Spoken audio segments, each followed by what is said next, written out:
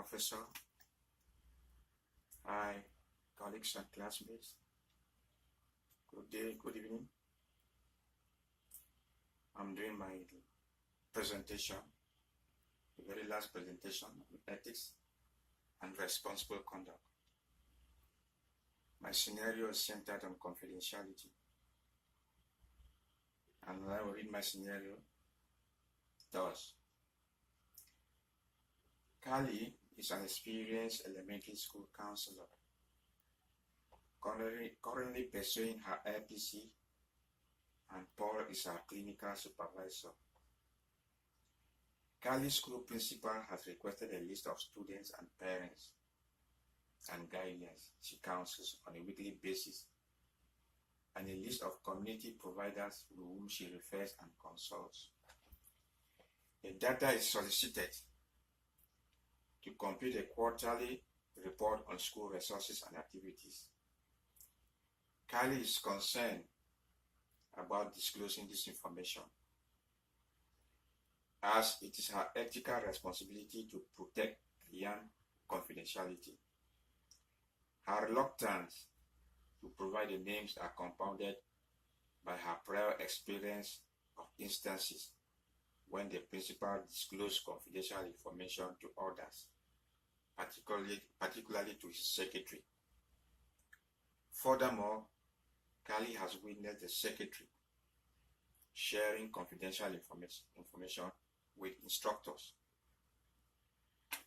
Kali seeks Paul's advice on how to proceed in order to uphold her ethical and moral responsibilities without jeopardizing her job. In this scenario, we have the following as stakeholders: Kali herself, who is a school counselor; Paul, who is Kali's clinical supervisor; the school principal, the school secretary, and the community providers. Questions. How should Paul, who is Kali's clinical supervisor, mentor or advise her on what is autonomy in data collection?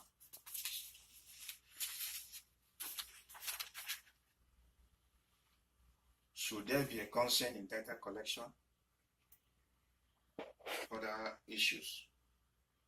Are school counselors ethically and morally mandated to protect the confidentiality of their clients? Are schools supposed to have ethical and moral codes? What are the consequences of not respecting ethical or moral conduct on its application? Should ethical and moral codes be binding to each and every member in the school? On strict investigation and further reading, and as we move ahead, all the issues raised here are supposed to be affirmative. There's no compromise whatsoever if confidentiality is compromised. What is Paul? How is Paul supposed to go about advising Kali? It is expected that Paul should guide Kali as much as possible to protect her data. One of the means of protecting data is through study codes or study ID. This study ID will prevent any person whosoever from viewing the data. Paul is equally requested to advise Kali to encrypt her information. When the information is encrypted, it will be difficult for somebody to stray there. Study codes, going back to study codes, so we give more emphasis on study codes. The use of study codes is an effective method for protecting the confidentiality of research or data collection.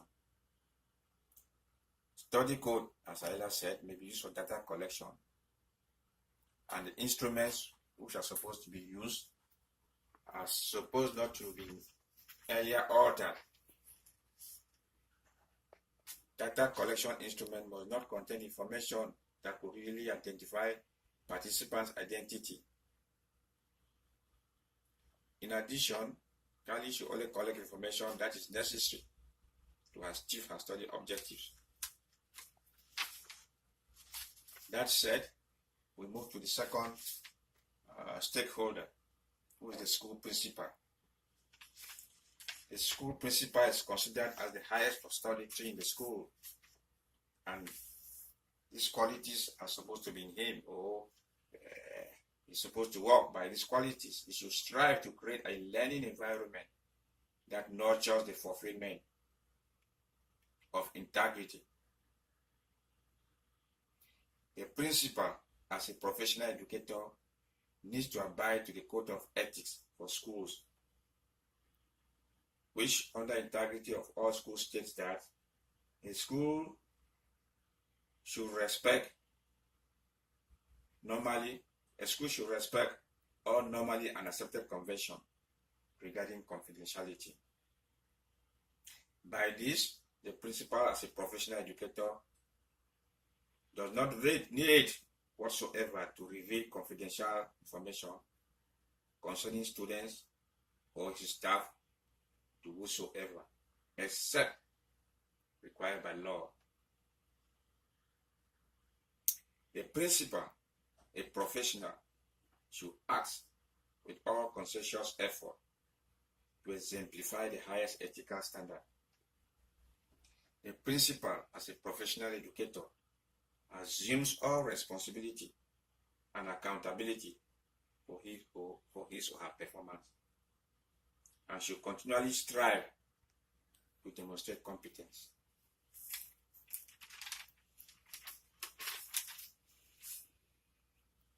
The principal, a professional as he or she is, should endeavor to maintain the dignity of the profession by respecting and obeying the law, and by demonstrating personal integrity. The school community, Cali should in no circumstance get data from the community without their consent. The school secretary is so far the closest person to the principal and the link between the public and the school. He or she is expected to maintain strict confidentiality in performing her duties.